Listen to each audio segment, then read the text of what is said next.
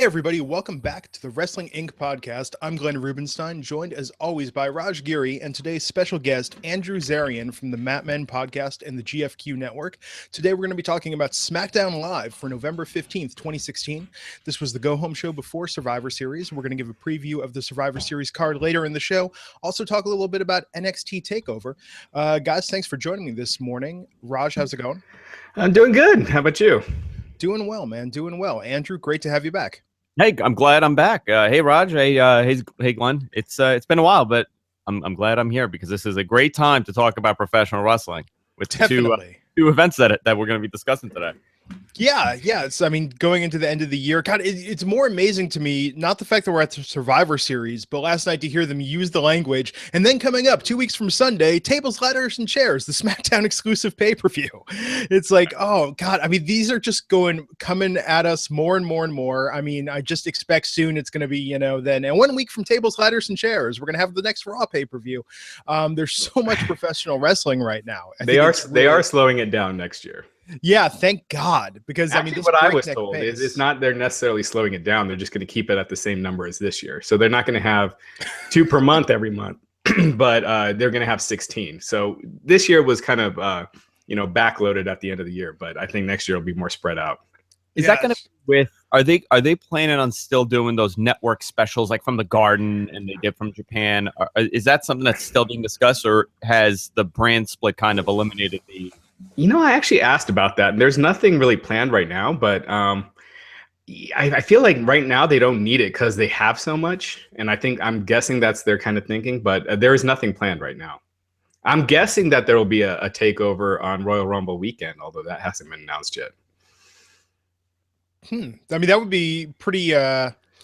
What did they do one last year in January? I'm trying to remember. We had the Wembley, and then WrestleMania was Dallas the next takeover after that? Yeah, correct. Yeah, they didn't have one last year. They didn't have one during Survivor Series last year either. They taped a bunch of them Royal Rumble weekend in Florida because there were all those episodes of NXT with the dude in the red shirt that was there. That was probably prominent in every episode. I don't remember that, but yeah, they did. So who knows? It would make sense if you're going to have... I don't know how many people are going to be able to fill into the Alamo Dome, but if you got 50, 60,000 people there, a takeover seems to make sense. That's a crazy number, right? I know they did really well with that Alamo Dome Royal Rumble that they did years ago, but they did. I was at that Royal Rumble, and they were desperate unloading those tickets at that event. But wrestling, I can't say it's much hotter now, but it was kind of in a cool phase back then. The NWO angle hadn't really, was it at the NWO angle started yet? And this might have been right after the NWO angle started. But I was in San Antonio, and if you went to a Taco Bell and ordered a bean burrito, they were giving you a Royal Rumble ticket. They were unloading those things. So, again, the big wrestling events, WWE events, are much hotter tickets now. So hopefully they'll be able to move better than they did, but they still filled it last time. So, and it was a hot crowd. Yeah, it'll be interesting. Do you know for WrestleMania next year, have travel packages sold out yet? I do not know that. I haven't checked, but I could look into that. Yeah, I'm just curious because for Dallas, that was like record pace. I think they sold out like same day. So I'm just curious if Orlando, even though people assume the demand might be a little higher, I'm curious if that's moving as fast. I'm guessing they did, but I'd have to double check. I hadn't looked into it. But the pre-sale is going on right now, guys. So pre-sale code WWE VIP or tweets. Both of those will work if you're looking to get WrestleMania tickets. Cool. Yeah, it's hard to believe we're already looking ahead to WrestleMania 2017. So last night's big milestone was SmackDown 900. Now, this had some retrospective clips featured throughout the episode. We had the return of the Undertaker, we had Edge, we had Booker show up. It was an interesting episode. They didn't pull out all the stops like they did for like 1,000th, or a bigger milestone, but they also at the same time had to carry the momentum that's been building going into Survivor Series. And I thought it was kind of cool that they opened up the show and went into the IC title match between The Miz versus Dolph Ziggler. Now, we speculated on this on our Monday Night Raw podcast with Matt Morgan, talking about what was going to happen. And of course, the Spirit Squad interfered, Maurice interfered, and we do now have a new IC champion, The Miz, reclaiming the title. And he'll be facing Sami Zayn at Survivor Series. So, Andrew, I'll go to you first. What did you think about the match, and how do you think this sort of foreshadows what might happen Sunday night at Survivor Series? I thought it was a fun match. You know, the crowd was really into it. The finish of the match was a little wonky with the Maurice interference, but I think overall these guys have been working really hard together, and they've been doing a great job. I mean, the series of matches that they've had has been great. I think going forward, this kind of puts it into place that they're more comfortable with the Miz losing that title than Dolph Ziggler losing that title. So kind of, you know, the direction that people have been anticipating, which is the Cruisers come to SmackDown and the IC title goes to Raw, is kind of being put in motion. Now, and I'll ask you guys, obviously, after Raj answers this question, do you think it's a negative to remove that IC title, that secondary title, from SmackDown and just give them the Cruiserweight title, which really isn't a secondary, you know, it's not the second main title, it's a division all on its own?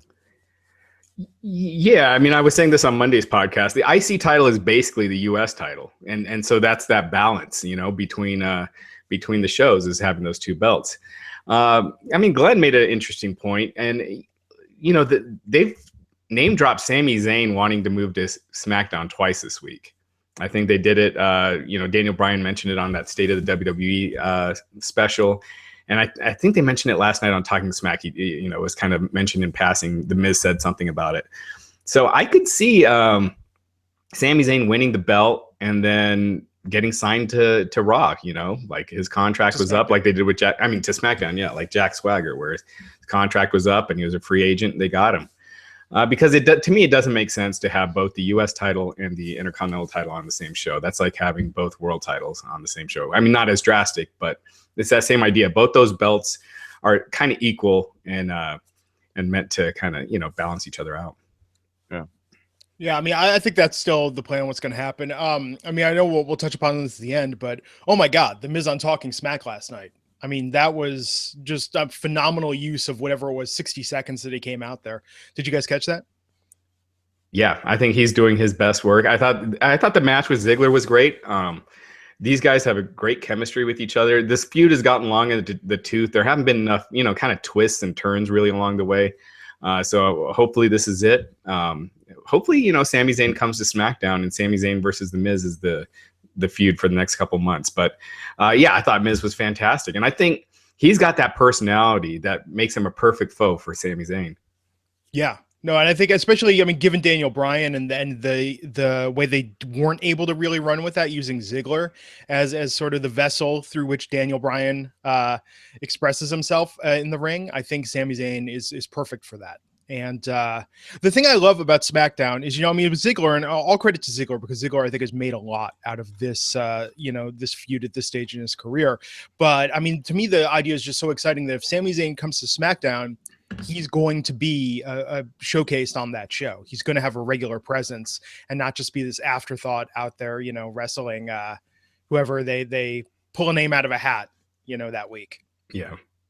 So I'm excited about that. Really optimistic about how that's going to go at Survivor Series on Sunday. So are we all, Andrew, are we all picking Sami Zayn then for the Sunday? I'm going to pick Sami. Yeah. I'm going to pick Sami. Glenn, is that what you're, yeah? Yeah. No, I mean, or let me put it this way. If he does not win, I predict he will go to SmackDown anyhow, if The Miz retains. I think that will be the outcome of the match, regardless of who actually gets the win. But of course, I would love to see Sami with that belt. I feel like that's match made in heaven, right? So yeah, then we had you know, backstage segment with Alexa Bliss and Daniel Bryan. Natalya came out and did the song. It's the song lyric gimmick. That's a thing now. What I mean, I have to say that with Natalya, like, she's had so many bad gimmicks. This one being kind of, you know, just, it's corny. It is what it is, but it's not even in the top 3 like worst things they've tried to have Natalya do. Yeah, it's better than her farting. Yeah. You know, that was but Yeah, I wish they'd tone down some of the comedy. There is definitely a place for it, but they do it a lot. And I don't know. This the Natalya singing thing doesn't do anything for me because she is so talented and could be in a serious feud for that SmackDown women's title, because I feel like they need more intensity in that division right now. Yeah, I don't understand why they've made her this mother hen character. It's interesting how they kind of force their beliefs on their audience. Like, they're making her out to be like this old woman that's just like wrangling all these wild 20-year-olds and keeping them in line, and that's not even close to what the situation is like. And she's in her 30s. She's not up there at all. And I think it's a really bizarre thing. But if you watched her on Talking Smack, it was very uncomfortable, that whole segment for me. But I don't know if it was kind of made to look like that, or it was just unorganized chaos happening. 34 years old. She's 34 years. Yeah, she's fantastic in the ring. Probably, I think she's the best worker on that brand. And so the best worker on that brand not being in the match, hurts it. But, even a couple of years ago, when she was best female worker, sorry. Even when she was doing matches in NXT, when they had her like come there and do some matches and whatnot, I mean, they started dressing her sort of, I don't know. I mean, remember when she had that makeup that was sort of like that? I'm trying to think of like the polite PG way to say it, but I mean, they started sort of making her up to be a little more sort of like hot mom, even when she was probably before she even turned 30. I feel like that was how they were sort of positioning her. Yeah, I could just see it. Like Vince looks at him, he's like, "How old is Natty?" 28. No. She's a hot mom. We're gonna add 10 years to her character. Yeah, I mean, it's just weird. So I think it's something about her. That's how they position it there. I mean, is she the oldest of the women that are currently in Raw or SmackDown? She's not much older than Nikki Bella. Nikki Bella is what, 31, 32? Maybe, but it's amazing just how someone. Yeah, I think you're right, Andrew. I think I think Vince gets it in his head that this is how he sees someone, and it's like, okay, that's how they are. I bet you Paul Heyman would have been able to do something fantastic with a hot mom gimmick, Yeah. So three are going to be 33 this year. Yeah. Oh wow. Yeah, that's crazy. So they followed that segment up with Oney Lorcan versus Kalisto. I like that. I like that bringing in someone from NXT. I thought that was really cool. But yeah, that was one of those sort of like, okay, they needed to fill 5 minutes. I mean, what did you make of that match, Andrew? I was really excited to see somebody being pulled up. As a Biff Busick fan, I was excited to see him up there, but they didn't give it a lot of time, did they? So fast. Yeah. Why not just use a job guy? Just a local job guy, unless they didn't have time. So they're like, all right, let's, this is your main roster debut. Yeah, and I think that's the thing. I think to use an NXT person is great, but to make an NXT person a jobber, I think actually sort of has a contrary effect. Then what's the point of NXT? If you're developing them to come onto the main roster, and let's face it, first impressions, say a lot. It shows kind of what the company thinks of you. They're not going to put Finn Balor, in a squash match in his first match in. So it just kind of pegs you where you're at, and it's an uphill climb after that. Yeah. And Oney Lorcan, I mean, just with the name alone, I feel like there's potential for him. Just, as sort of like, I mean, then I think that having a name that goofy, I think right there is just makes you stand out from anyone else. So I think they could have done something more if they were, but I don't think they were serious about developing him with that match. Kalisto, of course, won. We went backstage, a lot of teasing of the Undertaker last night. Now, I mean, just before he actually appeared. Now, Raj, do you think they actually used Taker for those, or did you think they have like a stand-in for that Taker couldn't actually be bothered, to silhouette and whatnot? I don't know. I'm sure they used him. I doubt he'd have a problem doing that. Yeah. I in my mind, I really hope it was one of the cruiserweights. I hope it was like just walking around as the Undertaker. I hope they had one on the other one's shoulders, like two kids in a trench coat, Yeah, their arm wouldn't be able to fit through that trench coat. So we had the backstage segment with Booker and the SmackDown tag teams. It was what it was. Tyler Breeze and Fandango, I don't know, the fashion police aspect. What do you guys make about that wrinkle in their gimmick now? I don't know. Those poor guys, and they're so talented, both of them. And I don't know what's more of a shame, Tyler Breeze or Fandango, being put in this situation, but because they're both so talented. I mean, I was hoping big things for both of them, and it seems like they're in this comedy situation, and they're never going to get out of it. It's once that comedy thing is built up and you've dug yourself into that hole, it's so hard to get out of it. It was whatever it was. It is what it is. Yeah, I think when you use that "I'm great looking" gimmick, if you use it as a percentage, a small facet of your character, or like a Rick Rude or a Shawn Michaels, it could work because fans buy it. But when you're over the top and way too comic-y with it, it never works. I can't think of a time it has. I mean, Shawn Michaels was over the top with it for a while, and then once he toned it down, that's kind of when he became a superstar. So, I mean, he was a stripper at one point, right? He did come out as a male stripper. Who, Shawn? Yeah, I'm forgetting that one. Glory days of the sexy boy and the chaps and everything. I just thought that was his gimmick. I thought his gimmick was. I mean, I just always sort of assumed, especially listening to his song. Right, but doing the the facial, the Zoolander facial expressions and stuff, it's you can't take it seriously. And it's like Andrew was saying, they're two talented guys. I'd like to see more out of them, especially when the roster seems so thin. And I just feel like, do we need more comedy, especially with guys like this? So. Mark, let me ask you this. You've been doing this for 20 years now. Is it how bad does the comedy thing have to be for you to not be able to get out of it? I mean, are they at that point, in your opinion, that they can't get out of this box that they're put in? Well, I think when they're not using it, it shows the fans are into it. Look at the Goldberg Lesnar segments. So they could not use it. It's just I don't think they take their talent seriously enough to stop themselves from doing it. And let's face it, Vince does not look at AJ Styles like he does, John Cena or Undertaker.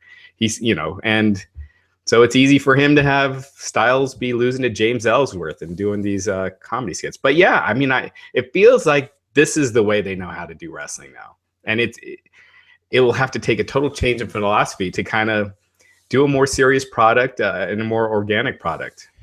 And I'll tell you, I feel like on NXT with Tyler Breeze, they set up who the character was. He did the entrance, but they didn't have to do these extended vignettes. Like he didn't have to perform as much outside of the ring and sell the character with comedy. Like you got what the character was just by looking at the fuzzy leggings and the selfie stick. And I think that the disservice to him now is that even though while he's a competent comedic performer and he's actually very funny, sometimes it's just that's overshadowing, like they're giving him that as opposed to a chance to really shine in the ring. I saw live what must have been one of his last NXT matches. It was like him versus Samoa Joe in the main event, and they pulled off like a 20-minute match that was just absolutely fantastic. And he's done great work on TV before, but now it seems like, hey, go out there, make us laugh, funny man, and then take the pin, Yeah, this is a note to anyone in NXT. Don't be way too over the top with your gimmick. It'll have a short shelf life. Look, just Adam Rose, Fandango, all those. Tone it down, make it part of your character, but tone it down and be something that people can relate to, and those kind of characters get over. I hope No Way Jose is listening. Yeah, exactly. No way, he might get over. He might be the one. Maybe. And No Way Jose is great, but that's the problem. It's like, yeah, I think creative just looks at that and it's just like, yep, this is what it is. So we had the Carmella versus Nikki Bella match. And I thought that was really, really interesting in that, obviously, so Charlotte interrupted the match. We had the SmackDown women's crew versus the Raw women's crew. Now, the big note online that I saw, and this was my first thought when watching it as well, is, I really like the confrontation. I thought this was a nice counterbalance to what they did Monday night with SmackDown versus Raw on the men's side. But weird character note of having Bayley participate in a 5-on-1 beatdown. Yeah. I was losing my mind. We were live tweeting it, and I was losing my mind, and I was like, "No, Bayley, why? It was like when Sean turned on Marty for me. Terrible. I couldn't believe I was watching Bayley do a sneak attack heel, beat up thing. It bothered me so much, and I know a lot of people lost their minds because of this. It's so out of her character that you do a little character control when you're doing these angles, you know? You could have Bailey out there and have all of them out there, and then the heels run in and start attacking Charlotte and like Bailey trying to stop them. But the way you did it just, you know, you're trying to do the same angle on Raw, except with the women. And it just came across as forced and against, you know, a character that no one believes would do that, at least where they are right now. Yeah, I mean, that was just the strangest part to me, especially on SmackDown, because SmackDown is the show where I feel like I think you have more NXT fans that may have drifted there than Raw. The SmackDown, I think, is a little smarkier in that way. So I could see that, yeah, to that fan base, it just made no sense whatsoever. And yeah, and to your point, Roger, like she could have tried to mediate, she tried to get in between and then gotten dragged into the mix, but it was very strange. I like seeing, you know, I will say though, there was at the end point of that, when they had the face off after Naomi did, you know, her jump off the ropes there, and they had the two teams facing off. I had that little bit of a mark out moment. And I know I've criticized a lot with Survivor Series this, oh, hey, it's only been 4 months. Why do we care about seeing these matchups when they've only been apart 4 months? But bringing all these NXT women into the mix and now having these dynamic lineups with the women, especially, it really showcased to me that, okay, we do have two defined women's universes that are going to come together in a match on Sunday. You know, for me, that finally clicked. For me, my issue with a lot of this, you know, brand versus brand thing has been, they haven't slowed down the, you know, the brand feuds, like within the brand. Like let's say the women's angle, right? We saw Nikki Bella and Carmella go at it. Carmella, that entire match was trying to break her neck, right? That was like the whole thing where she's trying to hurt her neck. And if you're feuding to that extent, where you're trying, you know, your whole thing is I'm gonna put her out again, and I'm trying to hurt her neck, and the announcers are selling that she had a broken neck and she just came back from this thing. How can you turn it off like this? Yeah. You know, the same thing with the men. You know, Dean Ambrose and AJ Styles have been in this feud. In my opinion, they should have slowed down these internal feuds and had them feud with someone else that's not necessarily tagging up with them. Do some of these, you know, enhancement talent matches on SmackDown for like the week or two prior to this pay-per-view, where, you know, you're not killing each other every week, and then it looks awkward when you're standing there as a team. But who do the women have for a side feud? Because now we have Natalya as the coach, and then Dana Brooke, what's even her role, you know, in the Raw team? I mean, she's shown in the graphic. So, I mean, it's really a 6-on-6 match for Sunday. Yeah.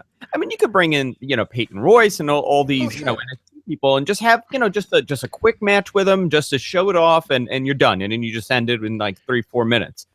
Just so it doesn't look weird. And they were doing it on Talking Smack, where you brought all the girls out. Nikki Bella's sitting there with no tooth. One of her teeth popped out. That is right. It was a cap, right? It was a cap that popped out. Yeah, it popped out. They're sitting there, and then Carmella, and they're all joking and laughing and saying like, "Oh, we're going to be a team today," but you just tried to break her neck. Yeah, yeah. On Raw, it's more believable than on SmackDown. On Raw, I can kind of see it just because on Raw, I mean, the Sasha Charlotte thing has run on for so long that it's like, okay, sure, they can get along now. Like, why not? It's been, you know, 6 months. And I mentioned this on Monday's podcast with Matt, but I wish they would have made more of a big deal that this is the first time we're seeing the WWE Universal Champion that's going to be facing off with the WWE Champion, and the Raw, you know, Women's Champion facing off against the SmackDown Women's Champion, and you know, and same thing with the Tag Champ. So kind of focusing on that more and making it seem like you haven't seen these, you know, you haven't seen those matches, and the title versus the champion versus champion, even though it's not for a title, but you know, it's kind of a, you know, it should be a bigger deal than it is, as opposed to you just kind of brush it off. Yeah, and they didn't really do a stare down. I thought on Monday they would have done more of an AJ Styles and Kevin Owens kind of stare down where they're holding the belt, but they didn't even, very little stuff happened there. Yeah. So let's talk about this tag matchup that they had following that.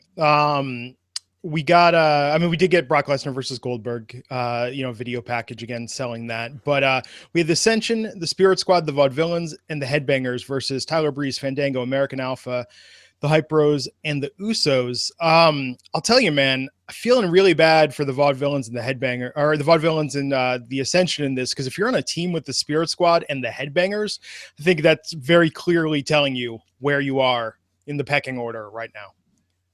Yeah, and the fact that the team you're supposed to be rooting for has extra people, it just reminded me kind of the Bailey thing, where you're outnumbering the jobber team. It's just kind of a weird thing. But yeah, I mean, the Ascension and the Vaudevillains, they're pegged in where they're pegged in. They've been pegged in there for a while now. Yeah, but this really underlines it. Like, you're on a team with guys that aren't even necessarily under contract. Sure, they signed a waiver, but did they even mention anything about the Headbangers like returning or anything at all? This, or there was like, oh yeah, the Headbangers are back.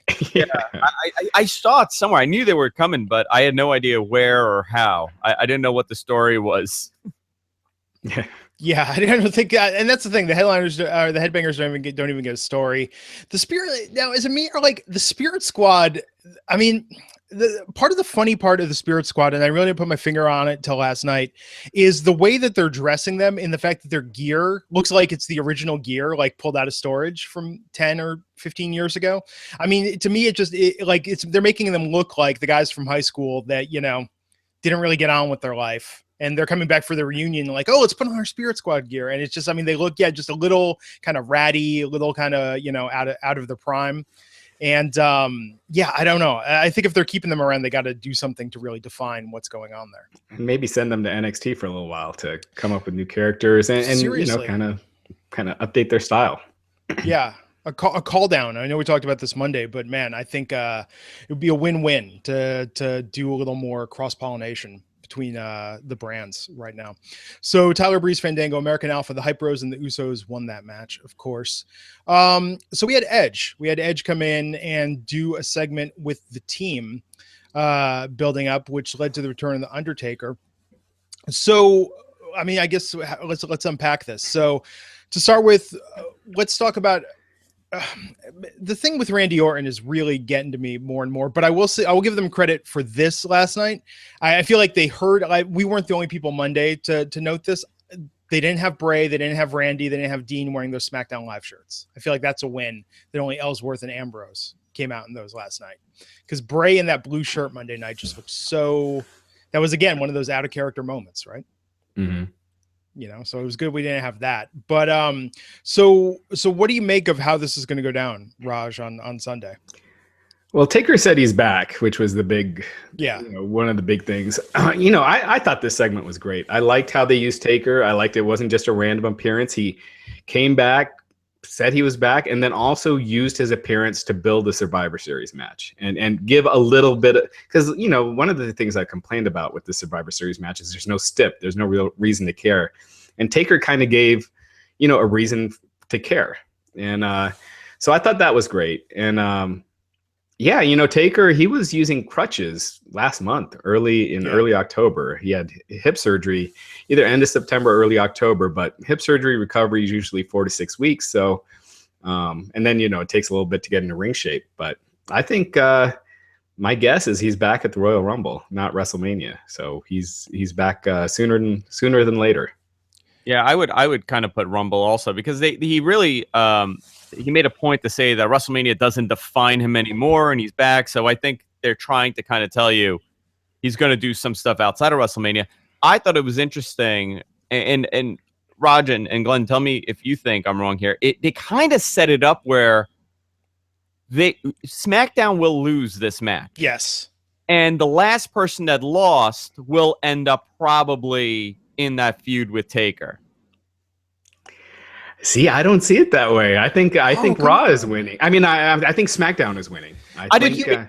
On Monday, I did, and then I started looking at this, and I thought, you know what? It would be interesting if AJ Styles happens to lose that match and cost SmackDown, and now Taker's after him. It could. I just don't see. I mean, I think Taker and AJ would be a great match. I just don't know if that's a WrestleMania match. I mean, they could do it at the Rumble, like what we were saying, if he's coming back at the Rumble.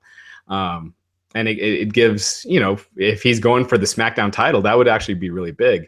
But I just think with the way that SmackDown was treated like a a bunch of jabronis Monday night that they have to win. But I could see that storyline too. I know there's been some speculation about that Taker comes back to take out the person that cost him. I almost think it might be Randy Orton if they went that way.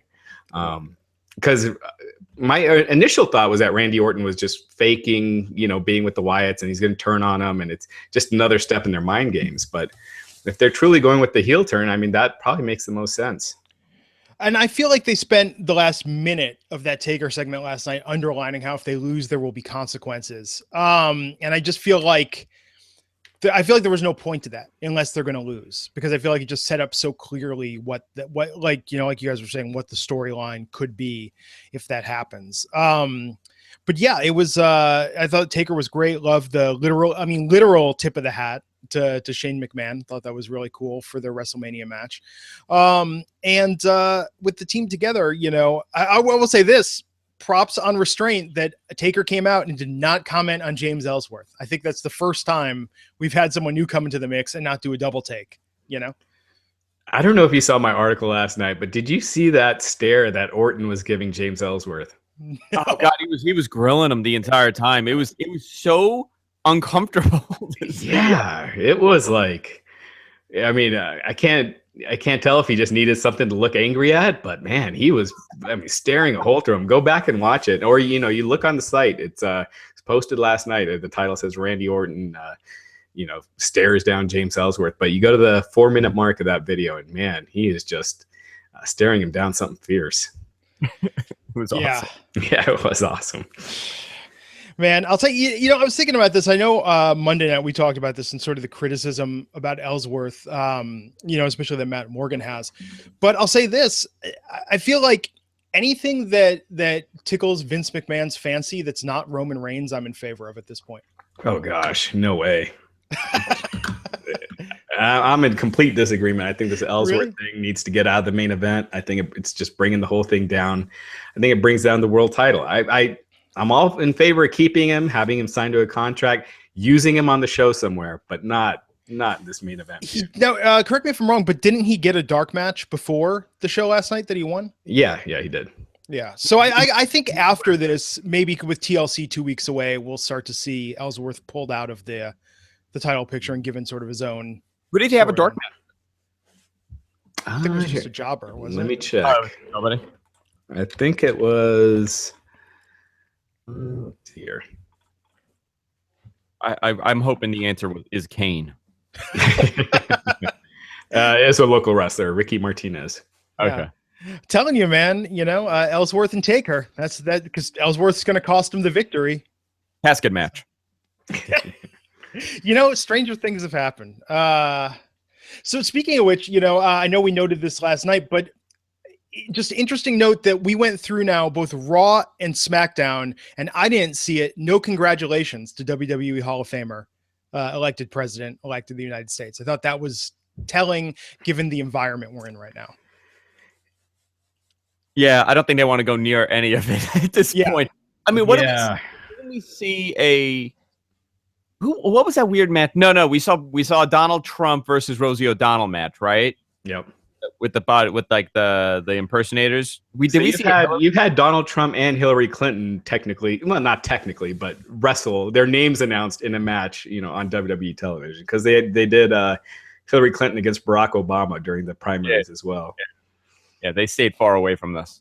Oh my God. But you know what that reminds me of? Anyone go look up the clip on YouTube. In 2008, in advance, I think it was of Super Tuesday, maybe on Raw, when they had Hillary Clinton, Barack Obama, and John McCain do a little get out the vote video each did. And each of them did a play on what The Rock is cooking. Like, it was so painful. Like, that was the same episode where they had Clinton versus Obama. That was, oh my God. But this was get out the vote. Like, to watch all of them do the parody of the Rock line. Like, a producer could have whispered to one, like, hey, the other two did this also. You might want to come up with something else. I will say this. I think if it was, let's say, Marco Rubio had won the election, and he somehow in the past did stuff with WWE, or Chris Christie, he's done some stuff with, he's been shown on stage at SummerSlam.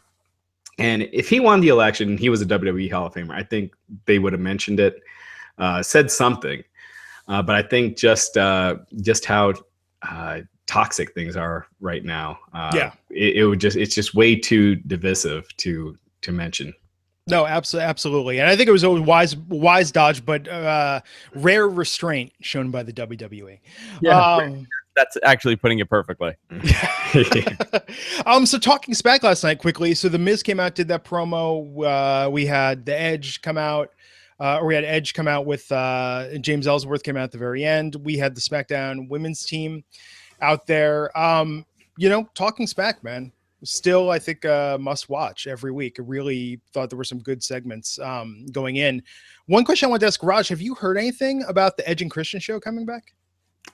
Yeah, I think they're gonna do a second season. Yeah, I think they're writing it now. They started writing it a couple of weeks ago. Yeah, cool. No, that'll definitely be welcome.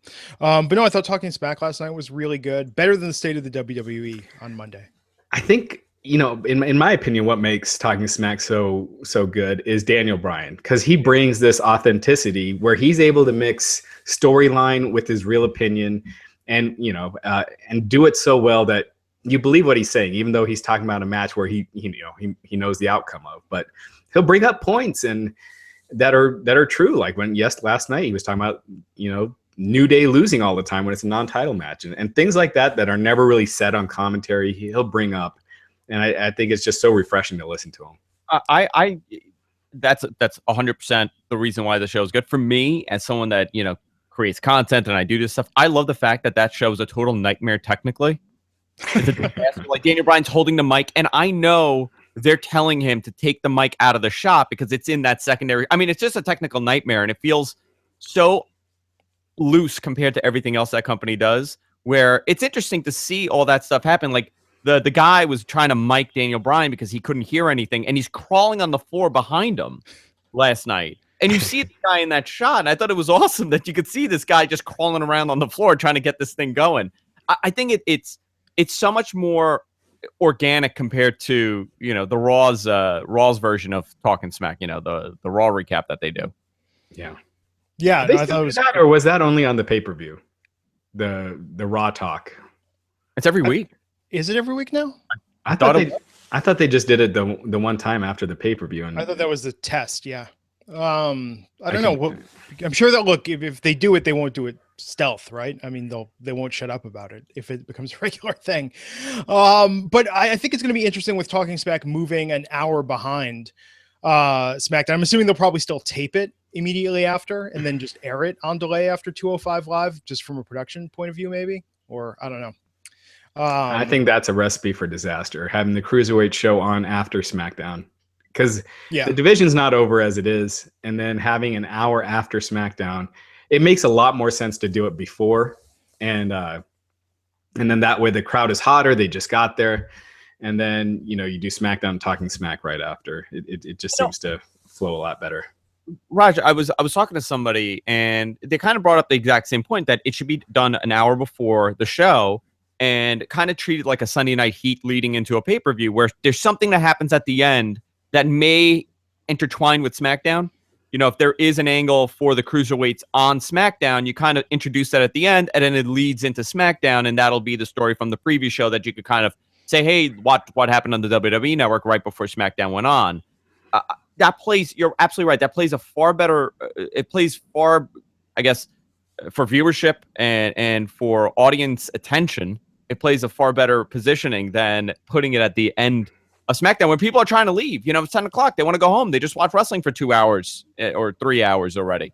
Right. Yeah, exactly. And they haven't done a great job with the Cruiserweight division yet. So how many people of those people are going to stay after SmackDown unless they can get it hot, and who knows, maybe moving the brand to SmackDown. And I know we'll get into Survivor Series predictions, but maybe moving the brand to SmackDown, you're still got the same person in charge ultimately in Vince McMahon. So I don't know how much is going to change.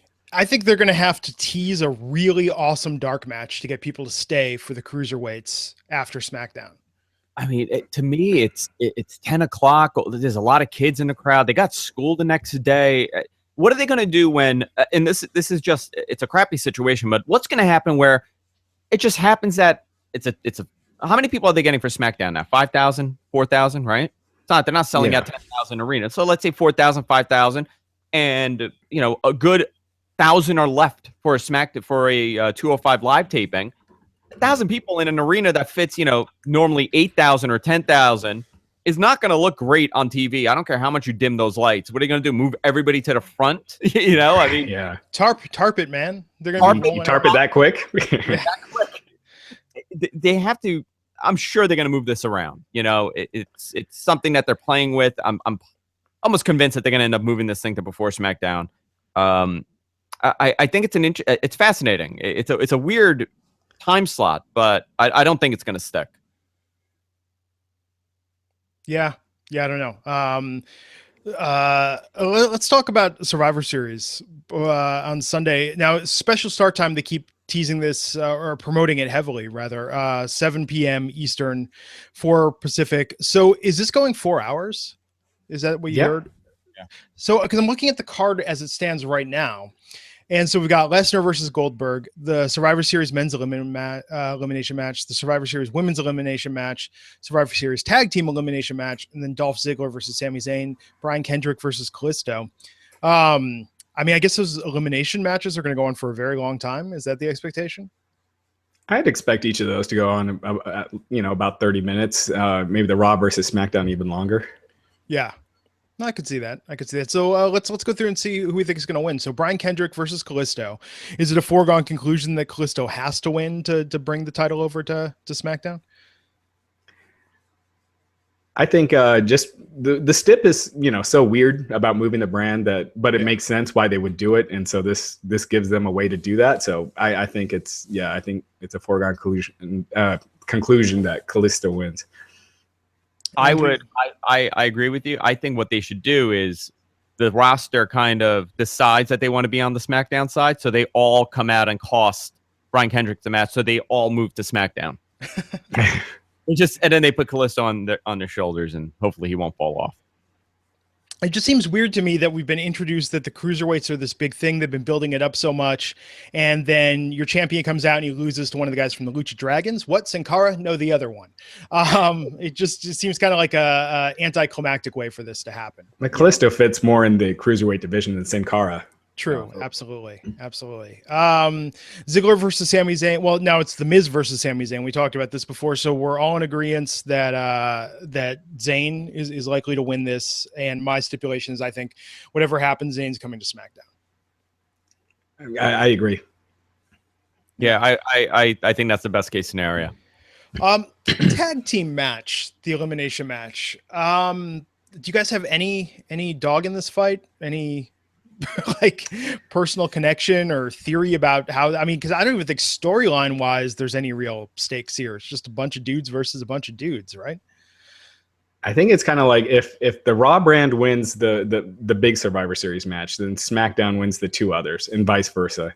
I think SmackDown's winning the main event Survivor Series match, so I'm taking the Raw Survivor Series teams for the tag team and the women's. Yeah, I don't even know how the New Day. I mean, the New Day in particular is one. Like, how do they justify losing to that SmackDown lineup? Like, I want to see the segment after that where it's like, yeah, okay, Slater and Rhino, you are better than us. I mean, it just seems so strange to me. Because I think the Raw tags are a bit more on a higher level than the SmackDown, and that's only because they've completely mismanaged American Alpha going into it so far. But SmackDown seems so just disjointed. Well, WWE math, the New Day's lost they've lost every tag match since on TV since early October. Yet they're still the champions. Yeah, so WWE math would say that they're coming on top here. It's non-title. It doesn't count. True, yeah. They could keep beating them, but. Yeah. Okay, so with the women's, Raj, who do you think is going to win the women's match? Do you think that's going to go SmackDown as well? I think the tag and the women's are going to Raw.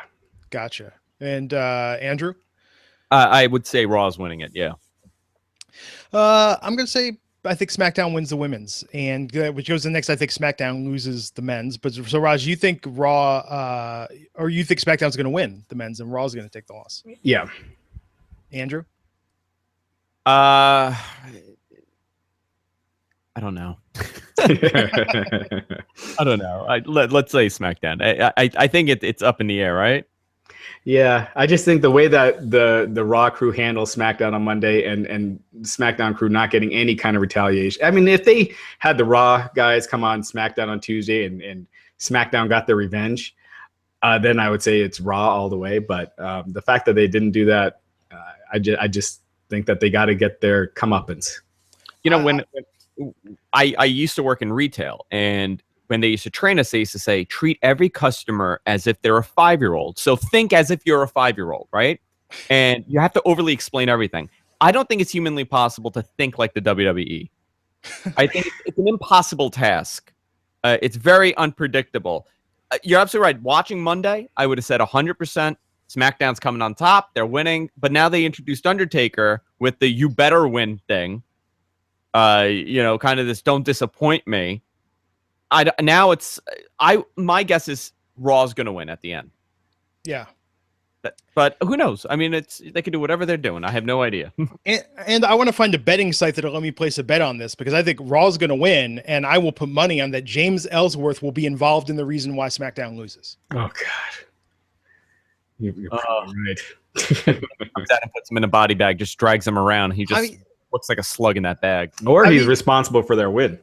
Oh, that too. They could go that too. He will be pivotal in whichever way it goes, because he is Vincent K. McMahon's darling at the moment, and I just see it going with him involved. He's going to be crucial in how this goes. So Lesnar versus Goldberg. Now, we talked about this on Monday. I would like to see Goldberg win. I mean, I always want to see Brock lose, just because everyone's like, oh, Brock can't lose. You know, I mean, I don't know. I want to be surprised for a change. Brock can't lose here. Especially because I truly believe that they think that this is a one and done. And so having a one and done with Goldberg going over a guy who you put so much equity in, I mean, you built him so much that a win over Lesnar means a lot. And to have it go to somebody who may not wrestle for the company again, to me makes no sense. So you gotta have someone. I mean, realistically, you gotta have someone on your main roster that is full time that ultimately beats Lesnar. Do you think Undertaker gets involved in this match or interferes in some way? No, not at all. I think that whole thing is buried at Hell in the Cell last year. Yeah. I think this is really interesting for a number of situations. One, how good is Goldberg going to be in that ring?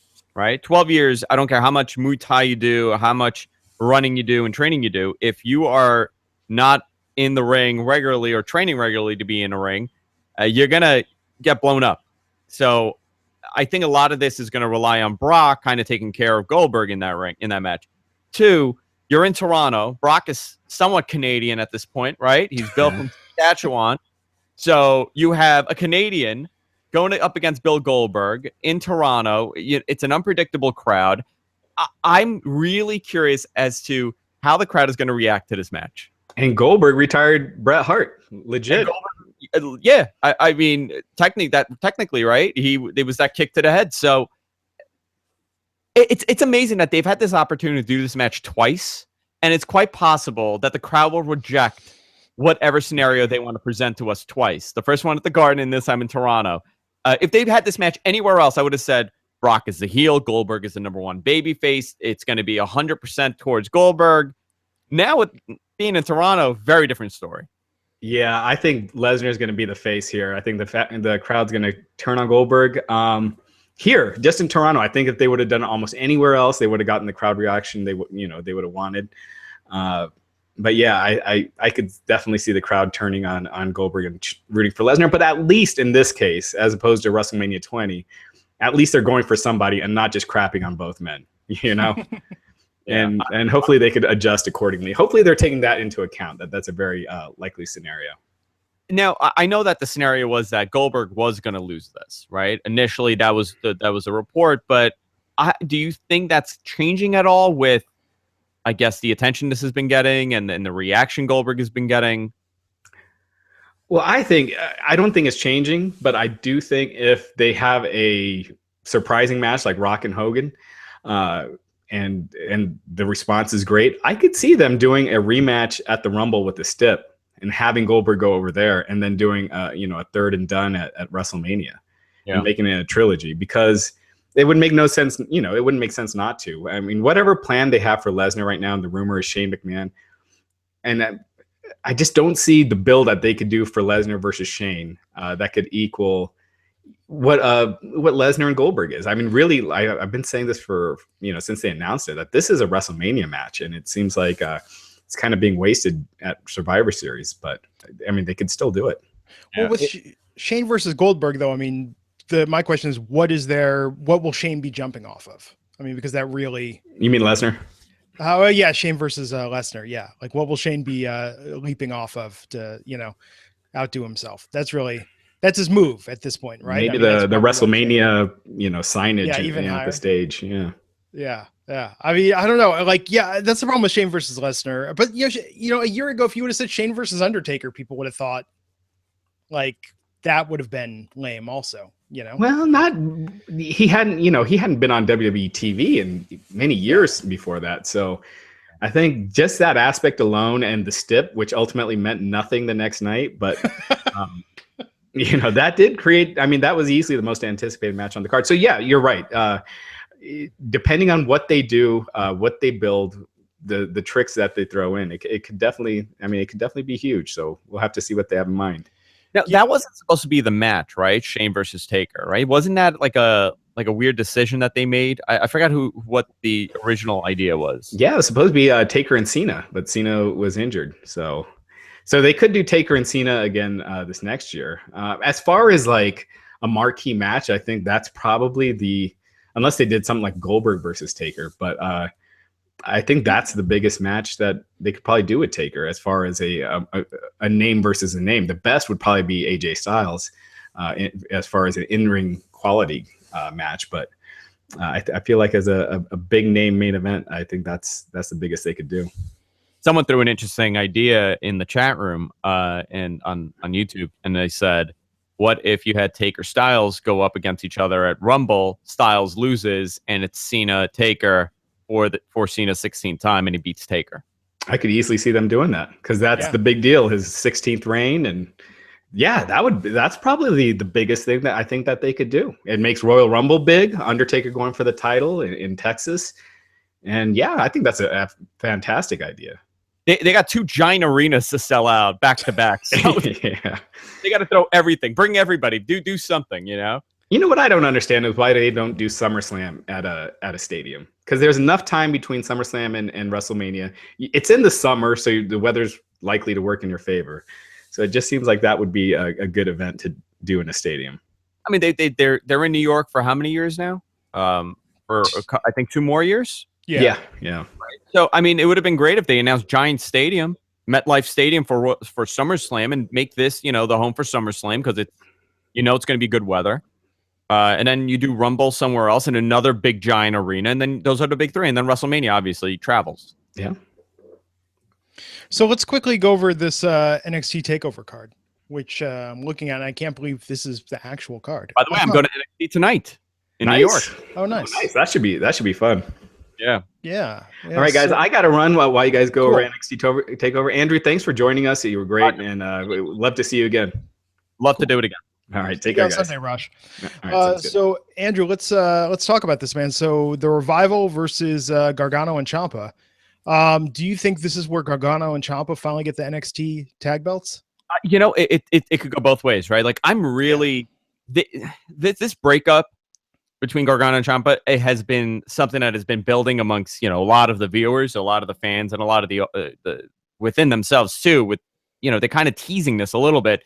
I say the Revival wins this match, and it further continues this possible breakup between the two. And this could be a big feud between Gargano and Ciampa to kind of bring them into that mainstream NXT position, a main spot in for 2017, where this feud continues between them. Yeah, I think just with the Revival, I mean, they're great heels, but I think we have to get some movement now. Yeah, you know, we have to get some movement on the belt. if it's gonna switch at all. So I don't know. I would like to see some change there. I haven't been following NXT as closely lately, but I think that would be positive to open it up more. TM61 versus Authors of Pain, and I like had to double check this again because I haven't been watching NXT as closely. I'm a few episodes behind, but with Paul Ellering in a cage above the ring for this match for the Authors of Pain versus TM61, like. Yeah, it's so weird. I don't know. I think the whole thing is just weird between TM61, and them being the finalists in this Dusty Classic. They could have done something else with it. They could have put this position for somebody else. But the whole point is, Authors of Pain to be the monsters, right? That's what they're trying to do. They're trying to get over TM61 as this, great tag team. I get why they did it. I just have lost interest in that. Yeah. I mean, but Paul Ellering in a cage above the ring, not backstage, but in a cage. And this is settling the Dusty Classic. So there are some stakes here, but I mean, for that site alone, I need to watch this match, because that's an interesting way to frame it. Yeah. So who else do we have? Sorry, I clicked away from this. So we're gonna have is that right? Mickie James versus Asuka. That's gonna be a cool match. I think it's obviously Asuka's gonna win this one, but I think it's it's great to see Mickie James back, and it's possible that we're gonna see a lot more of her because she said in an interview that she's really open to coming back and being on the main roster full time. Yeah. No, I think, they gotta come up with some new people to get Asuka involved with. And I don't know if Ember Moon is ready yet. So I think, I saw her at NXT at Barclays, and she's really good. I mean, she got a great reaction. They just have to position her right. No, definitely. Bobby Roode versus Ty Dillinger. What do you make of that? I mean, I think Ty is a great worker. I think that, he's definitely over with the NXT fan base. I mean, Bobby Roode obviously, had some huge momentum coming out of TakeOver, but to me, this match kind of, I don't know. I mean, I feel bad when looking at this, like the realization that, okay, I'm like maybe 4 episodes behind on NXT, and it's like, oh man, it's the roster is really as thin as I think it is. Yeah, no, it is really thin, and Bobby Roode's positioning is going to be going for that going for that NXT title for his next feud. I mean, I hope so. But Ty Dillinger has been there for how many years? 10 years. He's been developmental. The guy's a really good worker. He's gotten over with the crowd. This may be a really fun match to watch. Obviously, Bobby Roode, that's my pick to kind of move him up, and once Joe's out of that spot, but it is a very thin roster, and we're starting to see this happen. We had a lot of people leave, and I don't know. I'm hoping that they build more stars, and that's why I'm excited about Gargano kind of getting elevated sooner or later. Mm-hmm. And with Shinsuke versus Joe, I mean, so do you think this is potentially Joe's last match in NXT, that he's going to pull a Bailey and lose this and then get called up? Joe has to lose this, right? Yeah. I don't know. Yeah, I just think Samoa Joe as champion is not. Samoa Joe pissed off is really good. Samoa Joe as champ is just kind of like, like it's not. There's no reason whatsoever to put the belt back on him. The whole Dean Ambrose thing. He had the title, and people were bored with him, and now he hasn't had the title, and he's chasing it, and everybody's saying, "Wow, this is really elevated Ambrose. He's back to what he was supposed to be." Because he's in the hunt now. He's going after the title rather than having it. Some people should go after the title more than have it. I say Nakamura goes over, and this could be a great exit for Joe. Maybe he enters in the Rumble. Maybe this is the way that you debut Samoa Joe. Yeah, no, I think he'd be very welcome on either roster. So it's interesting. I think NXT, I mean, I know I sound like a broken record with this, but I feel like NXT is in that rebuilding phase, just in terms of cultivating new talent. They need to elevate some people. I mean, what do you think, but just before we wrap this up, but about that idea that I've seen floated, there've been think pieces about this, about them like doing a downward draft of some talent, or giving some talent, the chance to come on NXT and do some, guest arcs. I think this is the time, if they were going to do it, this would be the time to do it, because originally the idea was, well, they're paying a guy on the main roster. I don't know. six figures, right? Let's say it's Yeah. in the low six figures. They don't want to take that guy and put him into NXT and still pay him that salary because the people in NXT were making far less. They would do it every now and then. At that, I mean, this was the mentality. Now you have guys like Samoa Joe, Nakamura, Finn Balor, these Bobby Roode. These are guys that, you know, Finn obviously came up, but these are great examples of guys that were making good money in NXT, making a main roster salary, and they did great there. And then, you know, they can move up and continue on. I think the option of going down to NXT should always be there. They should be in the draft. There are guys that would. Tyler Breeze, great example. This guy was, people were into him. They liked the character. He was interesting. The entrance was great. He was a good worker. And he's a great example of moving a guy down and seeing what happens, see where it goes. I mean, what's your other choice? You just put him on TV and make him worthless? Give him some gimmick, you know? Brand loyalty also transfers. I mean, you know, I think a lot of people like people on SmackDown and Raw because they came up with them through NXT. You know, so it's like you have that backstory, you have that history, and that gives you that loyalty to a wrestler because you have that chance to just see them develop and see them in a different format. So, I mean, with that being said, I don't know. I mean, but in terms of salary right now, like I can't imagine Kurt Hawkins is making more than Samoa Joe is, you know, or if he is, there's no God. That's definitive proof. Listen, that we're living. Love, you know what? Being a fellow Bayside Queens guy, Kurt Hawkins, I would love for him to make as much as Samoa Joe. Yeah, but that's the thing. So putting Kurt Hawkins, you know, in NXT, and I think you could do angles with it, right? You could even have someone call out SmackDown. You could have someone call out Kurt Hawkins and say, "Hey, I'm going to wrestle you on NXT, or I'll wrestle you on SmackDown." And the stipulation is, if I win, I get your slot, but if you lose, you have to come down to NXT. You know, like you know, or something, some sort of NXT for the title. Yeah, give him versus John Cena, Roman Reigns, John Cena for the NXT title. That's what I don't know, man. If Roman gets maybe 2 more wellness policy vielations, I could see, you know, that being the punishment. But I think they could do some interesting stuff with it. I mean, Bo Dallas, Curtis Axel, you know, even Neville. I think like they're just these guys that they're just not doing anything with. Isn't it crazy that they have 4 separate brands now? They have 4 separate brands. They have NXT, they have the Cruisers, they have SmackDown, they have Raw, and then they have whatever. I mean, it's overwhelming if you think about it, that they're running 4 separate brands to an extent. 4 separate TV shows with their own people. Yeah.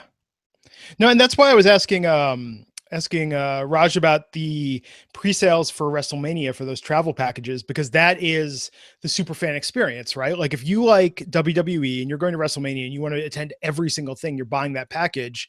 What I think is very interesting is that for Texas, I think they sold out in like an hour, or it was definitely the day they went on sale. And Texas was a huge venue, right? Like they could accommodate a ton of people. And I'm wondering with Orlando, you know, whether, you know, you could talk about this in terms of like how the economy works, but it also is how the economy of anything works. It's like, you can only expand before you contract. And it doesn't mean that it's, you know, it does now contraction in interest doesn't necessarily mean that, oh my God, it's a crash, everything is going to hell. But I think with the WWE, they've expanded so much, we have to expect that there's going to be a dip in interest, a dip in ticket sales, you know, just because you can't sustain that sort of growth. Yeah, I think that's part of the issue here. From what I know, those VIP early ticket sales always do well. The packages that they put together, they'll always sell out. They'll always do well. It's in the front row. It always go. The first, you know, those expensive seats are always the first ones to always sell out, regardless. But it really comes down to those $45, $50 tickets. How well are those selling? Yeah. Yeah. And so I think it'll be interesting to see what happens. The headline I see from 2 days ago is, as of 2 days ago, time is running out on the travel packages. So it is not as fast a sellout as it was last year. But what's really interesting about the travel package this year, I don't know if you saw this, on the top level, the gold level package, it includes a day at Performance Center. So the Performance Center all access. Yeah. That's an awesome package. No, and it's a great value. I mean, given the price, now the price is steep. I think it was something like $6,500, but the fact it includes that, like that's normally $1,500 on its own. Wow. And that's with the front row packages. So no, I just think it's interesting. I think it's interesting to see. But what I'm amazed is that even though they're marketing WrestleMania and saying, oh, it's at the ultimate vacation destination in Orlando, I'm actually surprised of wrestling fans I've talked to that were keen to go to Dallas. Dallas, not really known as your number one vacation destination. They were more hyped about going to WrestleMania in Dallas than they are about going to WrestleMania in Orlando with all the other stuff that's there. Yeah, there's so much to do there. By the way, WrestleMania generated $170 million for the Dallas region. Dallas, I mean, that's huge. record-breaking. I mean, that's tremendous. Tremendous money was generated for Dallas, and a lot of people went there. I think part of it was that it was the biggest WrestleMania of all time. Your gigantic arena. I think that was part of the big selling point here, but I'm sure they'll do well with Orlando, too. I'm sure it'll do fine. It's not as big of a venue, so that'll work. Cool, man. So let's wrap it up and take it home. Programming note: Survivor Series. Myself, Matt Morgan, and Raj will be here immediately after the pay-per-view ends on Sunday night to talk about Survivor Series, and of course, we'll be back Monday night for our Raw recap. Andrew, thanks so much for stopping by today. Where can people check you out on the web? Matt Men Podcast is a podcast that we do. It's available everywhere. It's available on YouTube, on iTunes, everywhere podcasts are available. If you go to gfqnetwork.com, you can see all our shows over there, and you can follow me on Twitter at Andrew Zarian.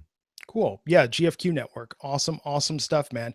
Well, thanks so much, Andrew. Thanks to everyone else for joining us today. And until next time, I'm Glenn Rubenstein, and I'll see you back here on the Wrestling Inc. podcast. Take care. See you guys.